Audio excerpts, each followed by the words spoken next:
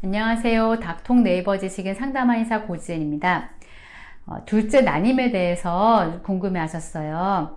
2년 동안 계속 노력을 했는데 지금 잘 안 되는 경우시고, 내막이 너무 얇다고 얘기를 하셨어요.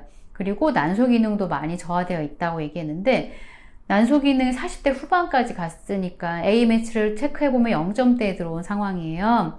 실제 나이로는 30대 후반이시기 때문에 10살 정도 난소 기능 자체가 저하된 경우를 이제 볼 수 있습니다.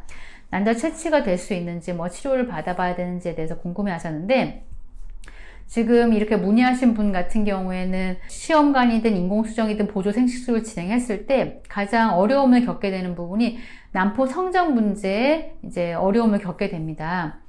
난소 기능이 40대 중반 이후로 넘어가게 되면은 난소에서 가장 중요한 기능인 난포를 성장시킬 수 있는 기능이 제대로 잘 안 되게 되거든요.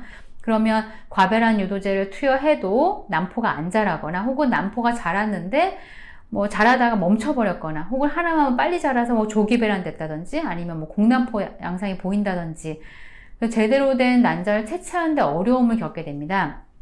이런 경우에 한방치료로는 난소보건 치료를 통해서 도움을 드릴 수가 있습니다.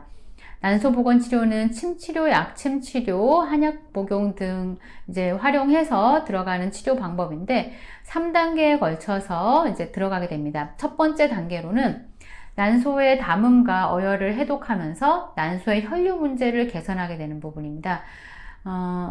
혈류가 공급되는 부분이 중요한 이유가 난포를 채우고 있는 액체가 영양분이 가득한 난포액인데 그 부분이 난자질도 결정하기 때문이에요. 그런데 난소 기능 저하가 있는 분들은 이렇게 혈류 문제가 제대로 안 되는 경우가 있기 때문에 첫 번째 단계로는 난소의 담음 어혈을 해독하는 단계에 들어가게 되고요. 두 번째 단계가 아주 중요한데 난포 성장 문제가 있을 경우에 치료하는 단계입니다. 난소의 하초 양기를 강화하는 단계에 되면서 난포가 제대로 자랄 수 있게끔, 제대로 자란다는 게 자기의 원래 이제 자라야 되는 속도로 잘 자라야 되고, 그리고 우성난포라고 하는 15mm 이상의 난포 성장까지 이루어져야 됩니다. 그래야지 정상적인 채취를 할 수가 있거든요.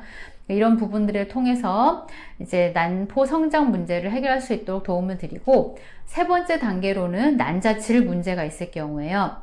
난자질 문제가 있을 경우에는 하초의 음혈을 보강하는 치료 단계로 넘어가게 됩니다.